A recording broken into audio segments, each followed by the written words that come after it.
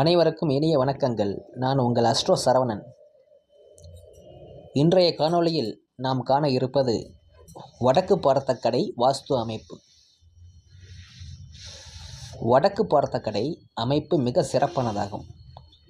வாஸ்துபடி அமைப்பது மிக எளிது. இயற்கையாகவே மேற்கிலிருந்து கிழக்கு நோக்கி வடிகால் தண்ணீர் வடிந்துவிடும். உச்சப்பகுதியான வடகிழக்கில் சட்டர் அமைக்க வேண்டும். வடகிழக்கில் அதிக எடை உள்ள பொருட்கள் வைக்கக்கூடாது. உதாரணத்திற்கு டீக்கடை என்றால் வடமேற்கில் வாயு மூலையில் கிழக்கு பார்த்தது போல் டீ போடலாம். தென்மேற்கில் பேக்கரி அமைத்து கொள்ளலாம். தென்கிழக்கில் அக்னி மூலையில் டீ, பஜ்ஜி, போண்டா வடக்கு பார்த்து அமைக்கலாம்.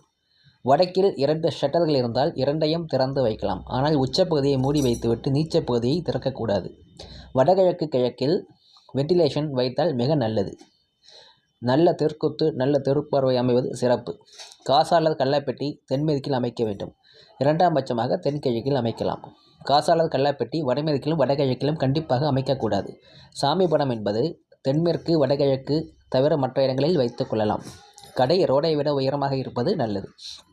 படிக்கட்டுகள் வடகிழக்கில் உச்சப்பகுதியில் அமைக்க வேண்டும். வட்ட வடிவம் உருளை போன்று வரக்கூடாது. ஸ்கொயர் அல்லது செவ்வகமாக அமைக்க வேண்டும். ஷோகேஸ் ஸ்லாப் என்பது தெற்கு மேற்கு பகுதிகளில் அமைக்கலாம்.